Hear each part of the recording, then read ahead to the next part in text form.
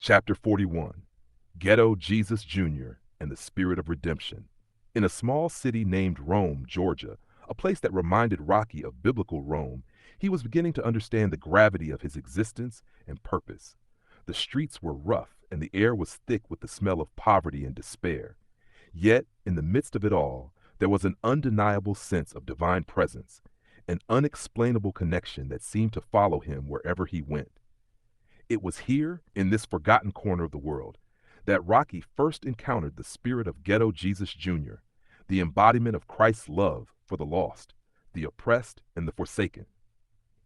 Ghetto Jesus Jr. entered into Rocky's life in a form that was as humble as the streets he walked on. He was a young boy in a tough neighborhood, struggling with the same challenges that Rocky had known all too well.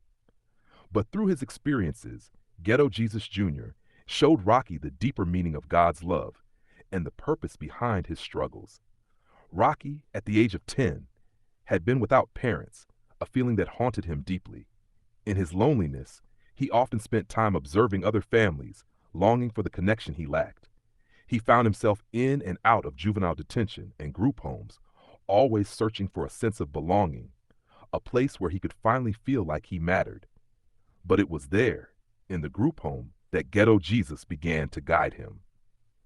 It was there that Rocky first understood that, like the Israelites who wandered in the desert, he too had a purpose.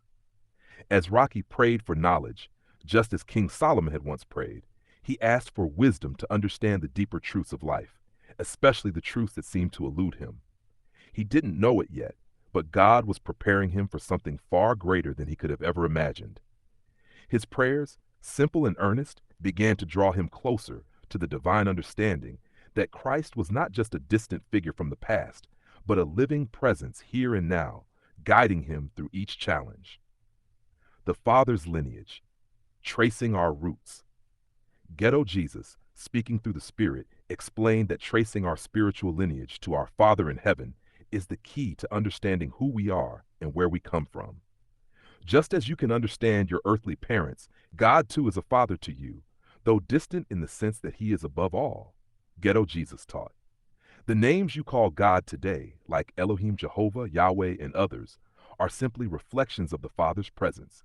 But the important truth is that God is our Father. He is the creator of all things, and we are his children. We are not defined by the earthly names given to us. You must know that, just as I called my Father in heaven, you too must call him your Father.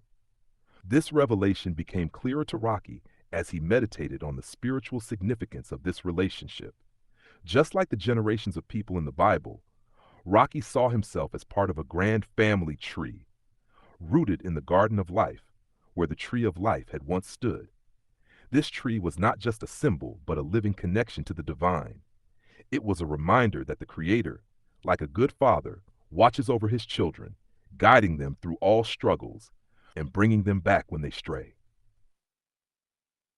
The group home experience. A path to understanding Rocky's time in the group home became a defining period in his life. It was a place of brokenness, but also a place where God began to reveal himself to him. Through his experiences, Rocky learned about the importance of being a father figure, even for those who have lost their earthly fathers. Ghetto Jesus shared his own experience of being like a father to the fatherless. I am your mother and your brother, Ghetto Jesus would say, quoting scripture. Help the fatherless and the orphans. Be a father figure for those who have no one to care for them. For some of my children have been cast away, abandoned, or left to wander as vagabonds. You, Rocky, must learn to be obedient to the Father's will instead of being like those who have abandoned their children. As Rocky thought about these words, he was reminded of the verse where God said, Esau have I hated. But Ghetto Jesus explained further, I did not tell you to hate Esau. In fact, I told you not to hate an Edomite because he is your brother. Righteousness is not about hatred, but about being on one accord with the Father. Your family is bound by righteousness, not by bloodlines. This is what Christ came to teach you, to fulfill all righteousness.